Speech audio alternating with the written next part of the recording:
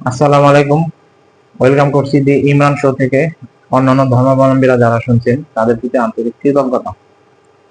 Bangladesh cricket বোর্ডের এই পরিবর্তনে কি কোনো লাভ হলো, সেই প্রশ্ন না ভবিষ্যতের জন্যই তোলা থাকে। আপনারা জানেন গতকালকে ফারুক আহমেদকে অব্যাহতি দেওয়া হয়েছে এবং আমিনুল ইসলাম বুলবুলকে বাংলাদেশের ক্রিকেট বোর্ডের প্রধান হিসেবে কিছুক্ষণের মধ্যে ঘোষণা করা হয়ে যাবে।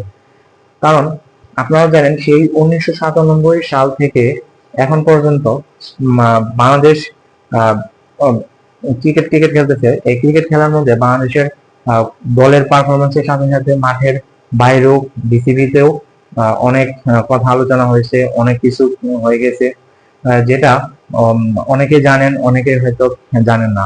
কারণ 1997 সালে ট্রফি, আইসিসি ট্রফি যাওয়ার পর বাংলাদেশ একবার ক্রিকেটে উত্থান হয়, একবার ক্রিকেটে পতন হয়। কোনো সময় ভালো খেলে, কোনো সময় খারাপ খেলে।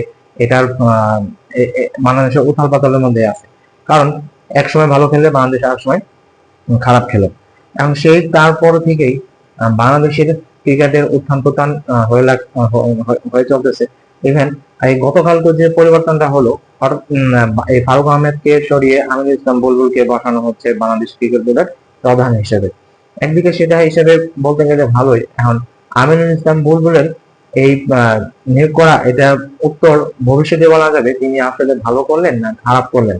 আর ফারুক আহমেদ গত 9 মাসে যে কাজ করছেন, যে বিতর্ক সৃষ্টি করেছেন, এগুলা ভবিষ্যতের জন্য আলোচনা করে ভবিষ্যতেই আমরা উত্তর জানতে পারবো এবং এই সম্পর্কে আমরা বিস্তারিত বলতে পারবো।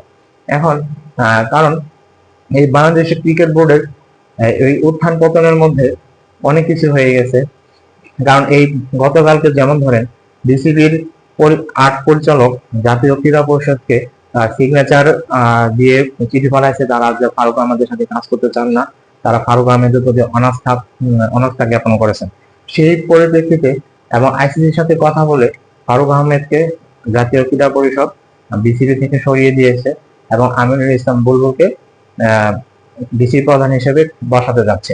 এখন সামনে আরো আমিনুল ইসলাম বুলবুল কয়েকদিন আগে প্রথম আলোতে সাক্ষাৎকারে বলেছিল তিনি বিসিবির যে কোনো দায়িত্ব নিতে প্রস্তুত আছে, কিন্তু তিনি কখনো দীর্ঘমেয়াদী বা দীর্ঘ সময়ের জন্য বিসিবির দায়িত্ব নিতে চান না এবং সেটা তিনি নিবেন না, সেটা প্রকাশ করেছেন। এখন দেখা যাক এই ফারুক আহমেদের এই 9 মাসের ব্যর্থতা সাফল্য কিভাবে দেখবেন ভবিষ্যতে। আবার আমিনুল ইসলাম বুলবুলের নির্দিষ্ট সময়ের পর তার সাফল্য কেমন, তার ব্যর্থতা কেমন, সেগুলাই ভবিষ্যতের জন্য তোলা থাকে। কারণ ফারুক আহমেদের এই 9 মাসের মধ্যে বাংলাদেশ ওয়ানডেতে 10 নম্বরে নেমে গেছে, টি-20-তে সমঝোতা আরব আমিরাতের সাথে হেরে গেছে, এবং ইভেন এই পাকিস্তানের সাথে যে খেলা হচ্ছে, এই পাকিস্তানের সাথে প্রথম টি-20 ম্যাচও হেরে গেছে এবং আজকে দ্বিতীয় টি-20 হওয়ার কথা, সেখানে কেমন করবে সেটাও বলা যাচ্ছে না। কারণ বাংলাদেশের ব্যাটসম্যানদের ফর্ম নাই, ঠিক মতো রান করতে পারতেছে না, বোলিং অনেক মার খাচ্ছে। এখন দেখা যাক বাংলাদেশের এই আজকের দ্বিতীয় ওয়ানডেতে বাংলাদেশ এই দেশের ক্রিকেট